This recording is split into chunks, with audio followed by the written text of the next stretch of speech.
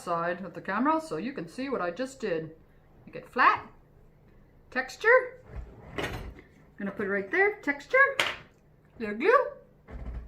And I push it up against there and get rid of that seam. Do you see how I did that? Now I'm going to make it a little flat, texture, oops, texture. I already got glue because I dipped it all together, which is another quick way of going. Da, da, da, da. Get rid of those seams so they don't fall apart as they dry. Texture, texture, glue, and stick it on there and get rid of that seam. Da, da, da, da, da, da, da, da, da, da. Hey, it's starting to look like an elephant. What do you think, kids? Yeah, I love it. Okay, now let's do its little tail. Little elephant tail. Round, round, coil, coil. Flatten it a little bit. And they got a little hair at the end of their tail. Take my fork. And then I've got hair for the tail. And then I texture, texture, glue. All right, now let's talk about what about that air that's trapped inside the body, right? It's hollow. We cannot leave this hollow, solid shape solid. We need to have an air hole for the hot air to escape when this gets put in the kiln. If this just stays a solid ball with no hole in it, when we put in the kiln at 2,000 degrees, the air inside this is going to heat up, heat up, heat up, and expand and crack your elephant or your clay creature. So I always conveniently like to lift up the tail, poke a hole, and make sure it's all the way through the body, okay? That you got a hole in all the way through the clay. Because if you just stick it a little bit, make just a little bit of a hole and you didn't go all the way through, you're going to be in trouble too, okay? Boop. Nobody will even know. Now make sure that tail, if you do that, you don't end up pushing that tail against that hole I just made and it's behind. Don't push that tail up against it too hard because then you're going to seal that hole again. Another place to put a hole is in the belly where nobody's going to see it too. And again, it went all the way through, right?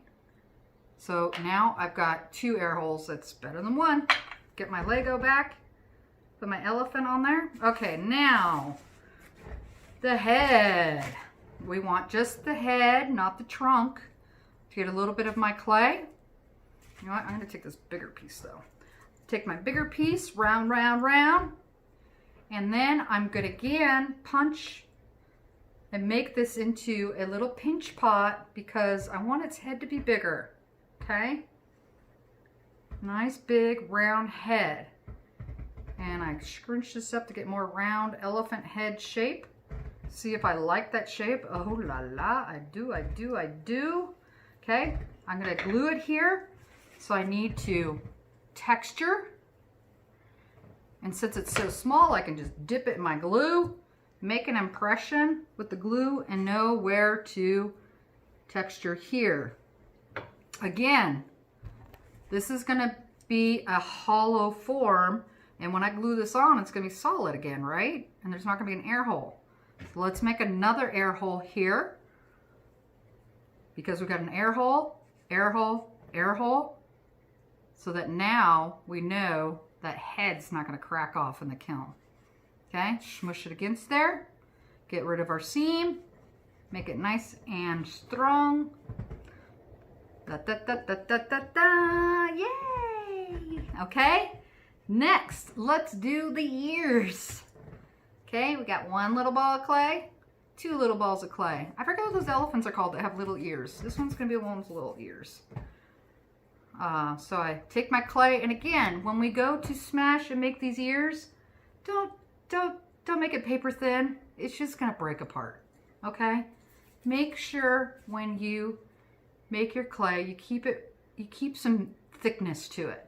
You really don't want to go less than 1/8 of an inch. 1/4 inch, somewhere between 1/4 and 1/8 inch is thin enough, okay? So I take my elephant ear, and now I can go off the edge. I can smooth it out and make it a little skinnier on the edges, like just like a real elephant.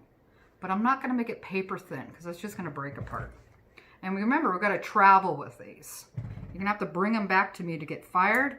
So we don't want to make things so difficult to transport from your house to back to the studio here.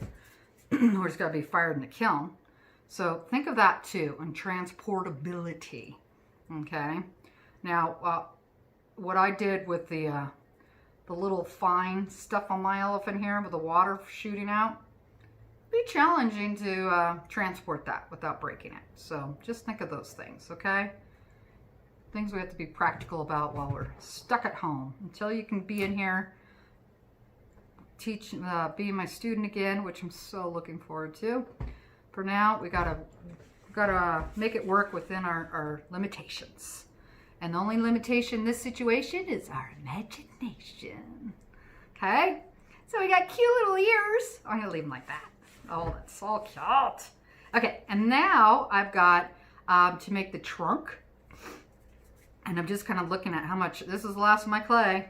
So I'm gonna take a little of that there and make a cute little trunk. Again, I want to keep it pointy to try to glue that on. I gotta flatten that edge. Texture, texture, glue, texture, texture, glue, texture, texture, glue. And I attached it and bend. And to help make it look like it's got a hole down the middle like a real elephant, let's poke through. And now it looks like it's got a real hole, right? And it needs its little mouth. So I'm gonna make its cute little mouth. I'd like to draw on the clay first before I cut. So I'm drawing the mouth. Okay, I drew it. Happy with that. Now I can cut it through. Just like my other one, I'm gonna add a little tongue. Okay, and I cut it through. Like so. And then I can squeeze its little mouth to make it open a little bit so I can get a little tongue in there. Now this tongue's gonna be a little bit longer than what is actually sticking out, okay? So I get that like so. And make him eat his tongue. Okay, there. Now he's got a tongue. Okay, now what I did to make the water shooting out is I got a garlic press from Dollar Tree. Put the clay in and squeeze. Da da da da. Take your butter knife, cut it off that metal of that, and hopefully it doesn't fall like mine did, but it did. And now I'm going to get a little glue and stick it on there. And now it's got water shooting out, okay? Again, really fragile little things. So I'm gonna make sure they're touching the elephant just like here, because they're less likely to break off. I'm gonna spray these a little bit while I bend them so they don't, because they're drying so fast that while I bend them, they're gonna break off. So that way they stayed a little better. Okay, got water cascading on them. Now for the eyes, what I simply did again with my handy dandy can opener, I pushed an impression for the eyes. See that? And then I took my skewer and drew in any details that I wanted. And she's gonna have some lashes, because we love lashes. Little tongue. And then lastly, you're gonna see that I made some details on the body of the elephant, like the stamp. And I took my rubber stamp of the moon and I tattooed my little elephant. Okay, it got a little flattened out, so if I push like this, it'll push it out again. And then I got little edges of that stamp rubber I didn't want, so I'm just gonna smooth it out with that. Da da da da, da da da da. And then I took a straw and just made some impressions, like bubbles. all over the body. You can do whatever you like. I'm just giving you ideas on things that you can use. You want a hairy, maybe you're making a mammoth.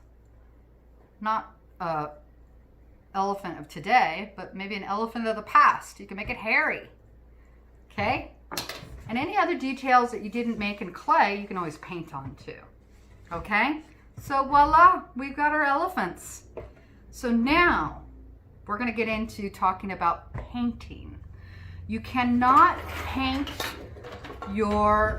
anything you made in clay while it is wet. You must let it dry so that it's bone dry. Now it's ready to be painted. And one thing to remember about when you're painting your clay is that it's actually white clay I gave you. You don't know this because this hasn't been fired in the kiln yet. All this has done is sat out in the room and dried out. This, on the other hand, my little Piggly Wiggly, he has been fired in the kiln so that you can see that actually the gray is going to turn white. So remember, try to visualize that you're painting white, not gray, so that whatever you want to be white on what you have made in clay, just don't paint it and it'll come out shiny white, okay? And again, I'm going to get a tray here so I can easily spin this for my show and tell. Now it's time to get my paints out, but I got clay hands because I got to get rid of that, clean those up. And I get my glazes out that I showed you earlier, and our glaze tile that shows us what the colors look like. They look pretty close to how they come out. You know, like the blue. The blue looks pretty close to how it comes out, right? So they make it easy peasy to use, okay? And you can get your paint brushes. Now, when you're painting, because this clay has not been fired in the kiln, be mindful of how much you brush. And what I mean by that is that the colors that you choose, let's see, this is my elephant.